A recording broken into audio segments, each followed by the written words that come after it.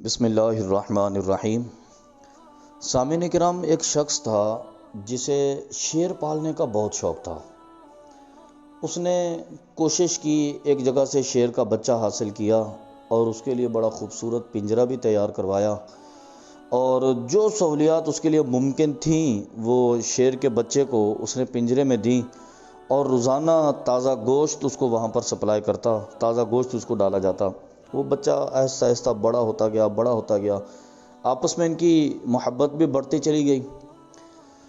جب شیر کا بچہ جوان ہو گیا تو اچانک ایک دن اس کے دل میں خیال آیا کہ یار کہیں میں اس کے ساتھ ظلم تو نہیں کر رہا۔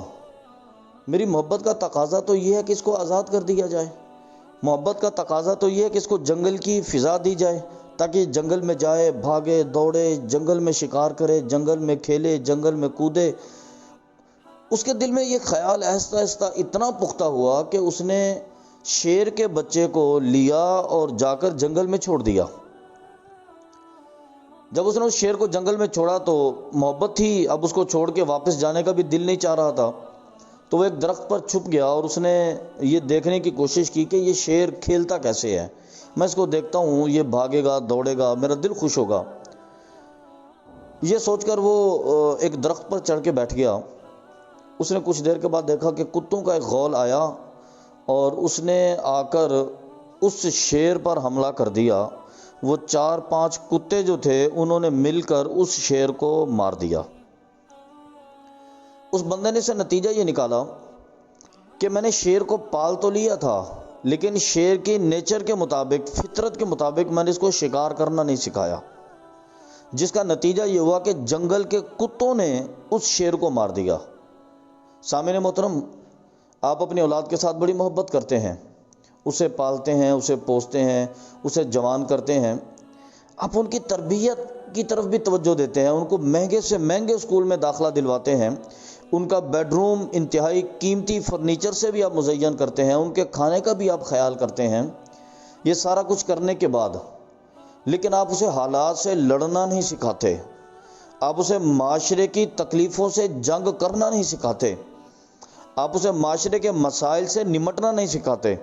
اس کا نتیجہ یہ ہوتا ہے کہ وہ آسائشوں میں پلا ہوا بیٹا جب اپنی تعلیم مکمل کر لیتا ہے،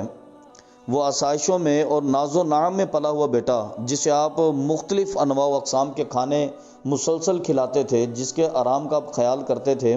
اس کے منہ سے خواہش کا اظہار بعد میں ہوتا تھا، آپ اس کی خواہش کی تکمیل کے لیے وہ چیز پہلے سے لا کر موجود کر دیتے۔ آپ اپنے بیٹے کے ساتھ اتنی محبت کرتے تھے کہ اس کے جسم میں کہیں اگر کانٹا ہلکا سا بھی چبھ گیا تو پوری رات اس کے سرانے بیٹھ کر آپ جاگتے، آپ اس کا خیال کرتے تھے۔ لیکن وہی آپ کا بیٹا جسے آپ نے شیر کا بچہ بنا کر پالا تھا، وہی آپ کا بیٹا جسے آپ سمجھتے تھے کہ وہ معاشرے کا کامیاب فرد بنے گا،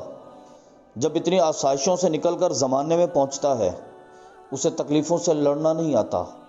اسے معاشرے کے مسائل سے نمٹنا نہیں آتا، اسے معاشرے کی مصیبتوں کو فیس کرنا نہیں آتا، تو نتیجہ یہ ہوتا ہے کہ جس طرح شیر کو جنگل میں کتے مار دیتے ہیں اس لیے کہ وہ شکار کرنا نہیں جانتا، تو اسی طرح زمانے کی تکلیفیں آپ کے بچے کو ہلاک کر دیتی ہیں اگر وہ زمانے کی تکلیفوں سے لڑنا نہیں جانتا۔ بچے کو پالیے، بچے کو پوسیے، بچے کو سہولیات بھی دیجیے، بچے کا خیال بھی کیجیے، اسے ہر سہولت دیں،